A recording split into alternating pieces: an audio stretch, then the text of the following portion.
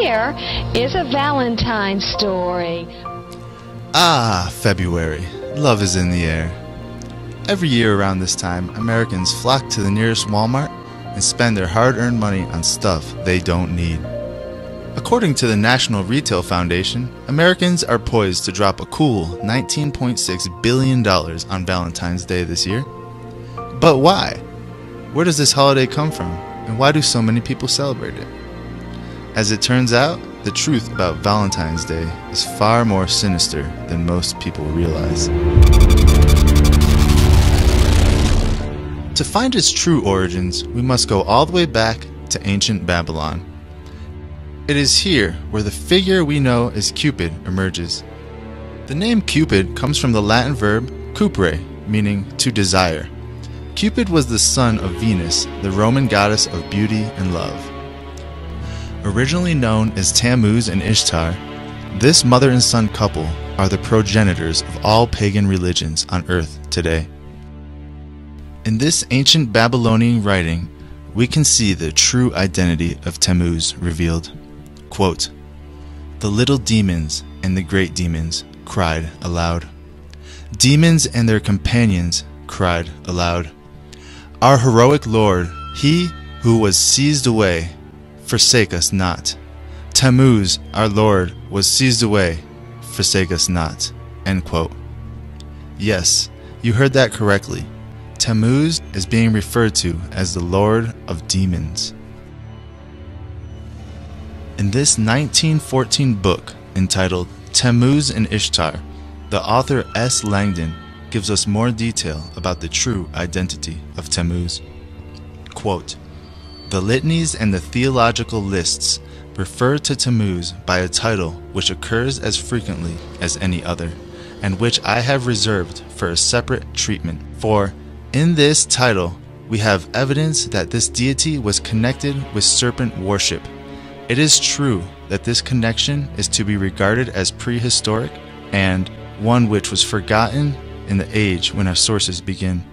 For not only is Tammuz called the Great Serpent Dragon, but the same title is more than once applied to the mother goddess herself. The title in Sumerian is God, a name which is regarded by the theologians apparently as the most important of all the titles of Tammuz. The name should mean the Great Serpent of Heaven." End quote. The Great Serpent of Heaven. Where have we heard that before? Revelation chapter 12, verse 9. "And the great dragon was cast out, that old serpent called the devil and Satan, which deceiveth the whole world. He was cast out into the earth, and his angels were cast out with him." Mythology describes Tammuz as having both a cruel and a happy personality. He would use his invisible arrows tipped with gold to strike unsuspecting men and women, causing them to fall in love. He did not do this for their benefit, but to drive them crazy with intense passion and to make their lives miserable and laugh at the results. Famously, Tammuz used the love arrow on his own mother, causing her to fall madly in love with him. Mother and son got married, and the story of Cupid was born. Quote, "In Babylonian religion, the earth goddess was regarded as the mother and wife of Tammuz. That the son should be also the lover of the goddess is explained on the assumption that in ancient society the imperial power descended through the female line. In that case, the heir to a throne is the daughter of a king. To retain a throne, the son of a king must marry his sister, or, failing a sister, his own mother.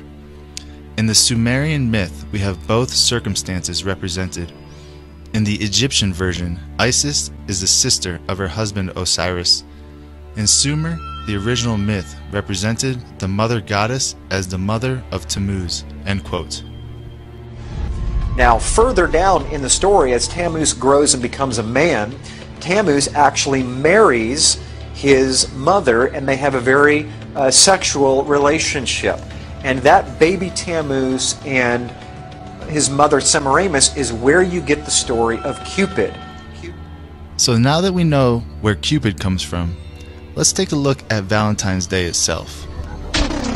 The association between mid-February and romance goes back to a pagan festival known as Lupercalia, likely honoring either Lupa, the she-wolf of Rome who suckled Romulus and Remus, or Faunus, their god of fertility. The festivities began with an animal sacrifice. Then the ritualistic slapping of young women with strips of the animal's skin and blood to bestow fertility for the coming year. Alberta Mildred Franklin writes this in her 1921 book entitled The Lupercalia. Quote, "These occasions are celebrated by the worshippers with extravagant orgies of mourning and of joy. In the death and the resurrection of the deity, the people find assurance of human immortality. Much of the homage offered by this agricultural people to its earth goddess consists of fertility charms to arouse the dormant powers of productivity or to secure rain for the crops. But often the goddess withholds her blessing and sends barrenness, blight, and pestilence upon her people. To avert these destructive forces and to set free all beneficent activities, the devotees resort to strange orgiastic practices. Often they seek to propitiate the dread goddess by the sacrifice of a human being." End quote. Most people are completely unaware of this link between human sacrifice and Valentine's Day. Let's continue. Pausanias, an ancient Greek geographer and historian, tells us that, quote, "A child was sacrificed, his blood sprinkled upon the altar, and his entrails tasted sacramentally by the priest. Thereupon, say the legends, he who had tasted the entrails was transformed into a werewolf for a period of 9 years." End quote. Werewolves, human sacrifice, incest, and orgies. These are all reasons why we should avoid celebrating Valentine's Day. But we're not done yet. As mentioned, the Romans celebrated Lupercalia to honor the hunter god Lupercus. To the Greeks, from whom the Romans had copied most of their mythology, Lupercus was known as Pan, the god of light. The Phoenicians worshipped the same deity as Baal, the sun god. Baal was one of many names or titles for Nimrod, a mighty hunter, especially of wolves.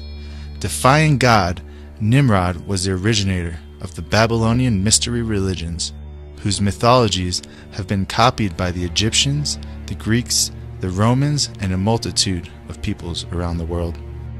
Under different names or titles: Pan, Lupercus, Saturn, Osiris, Tammuz. Nimrod is the strongman and the hunter-warrior god of the ancients. Now, let's move on to the heart symbol and why we associate it with Valentine's Day and love. The title Baal means Lord or Master, and is mentioned throughout the Bible as the god of the pagans. God warned his people not to worship or even tolerate the ways of Baal. In the ancient Chaldean language, which is the original language of the Babylonians, Baal, which is similar to Baal, meant heart.